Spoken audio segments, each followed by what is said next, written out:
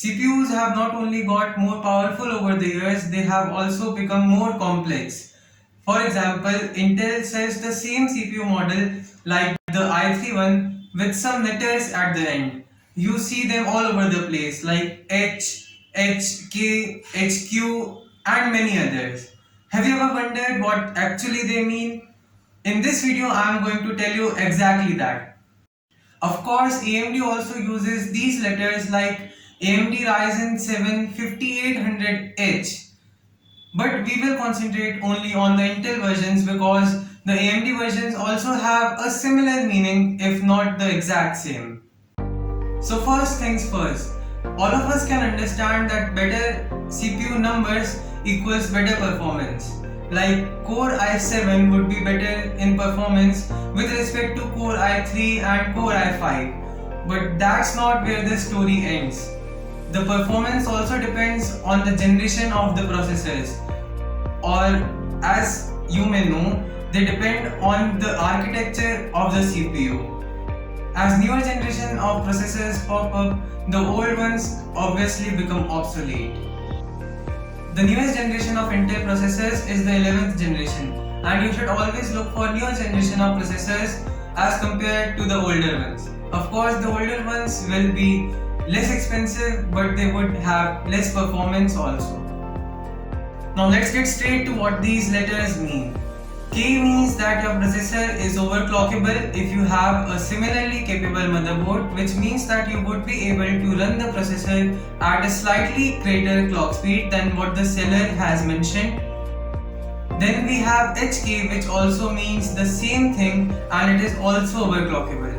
On the other hand, H means that the processor has high performance graphics and it would consume more power. High performance graphics are in terms of the integrated graphics card, which I have talked about in a previous video.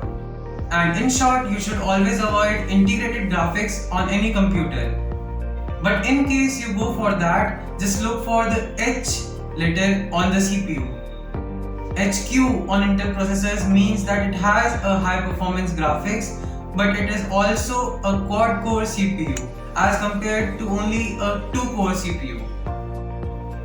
Since we are talking about the integrated graphics, I must tell you that you should never go for P series of processors because they have lower powered integrated graphics. But in case you have a dedicated graphics card like Nvidia's or maybe AMD's, then you can go for this and save some money on this one. Just look for P series in the processor. The letter G means that the integrated graphics is made by AMD, which is the AMD Radeon graphics. It is slightly better than Intel's Xe graphics.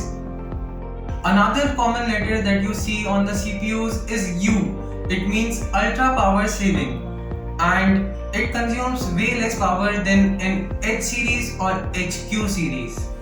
It is normally used in laptops and notebooks which are made to last all the day and which have a battery life of over 8 hours. The letter X is only found in the highest end processors of the Intel lineup, and of course it is the most expensive of them all. It has the most cores and the most threads, and it is also unlocked, which means you can overclock it. We also have a Y series of processors which is extremely low power consuming.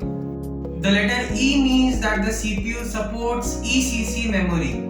ECC is a type of RAM and the full form of ECC is error correction code. The RAM stores copies of data in encrypted form and it matches it with the original one to see if there are any corrections needed. It is like writing your own answer in a copy and then matching it up with a book that has the answer. T means that the CPU will fit in a standard LGA socket. It is a land grid array socket, and most of the computers have this LGA socket, and deep series of processors will fit in that. It is also low powered CPU. So these were the types of letters I could find, and you could also go to Intel's website to know more about these letters. I will link it in the description below. Thank you so much for watching, and please subscribe to this channel if you want to see more tech content like this one. Also drop a like if you liked this video and let me know in the comments down below what I missed. I will catch you in the next one.